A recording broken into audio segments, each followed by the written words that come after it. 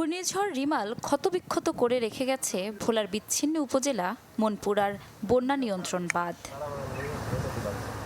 দক্ষিণ সাকুচিয়া, হাজিরহাট, রামনেওয়াজ সহ কয়েকটি এলাকার 12টি পয়েন্টে ভেঙে যায় বাঁধ। এতে লোকালয়ে ঢুকে পানি, প্লাবিত হয় 15টি গ্রাম।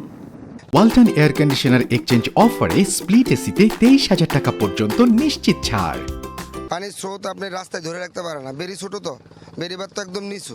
10-15 বার ভাঙ্গি আমরা আইসি, কোনো জায়গা জমিন কিনুর রাঙ্গ কোনো ক্ষমতা নাই, আমরা ভাঙ্গি রোডের সাইডে ঘর উঠাই। ভিতরে পানি ঢুকে টোটাল বাড়িঘর সব শেষ। মেইন সড়ক আমাদের যোগাযোগ বিচ্ছিন্ন হয়ে গেছে, এখন আমরা উপজেলা আসা যাওয়া করতে পারি না। রিমালের আঘাতে মনপুরার 4 কিলোমিটার বেড়িবাঁধ সবচেয়ে বেশি ক্ষতিগ্রস্ত।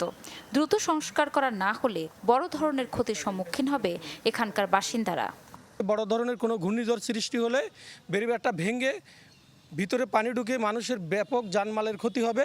সামান্য একটু বাতাস, একটু পানি বাড়লেই আমাদের বেড়িবাঁধের উপর দিয়ে পানি পরে মনপুরা প্লাবিত হয়ে যায়। 10,000-এর উপরে জনগণ এই জোয়ারের পানিতে প্রতি অমাবস্যা এবং পূর্ণিমায় প্লাবিত হবে।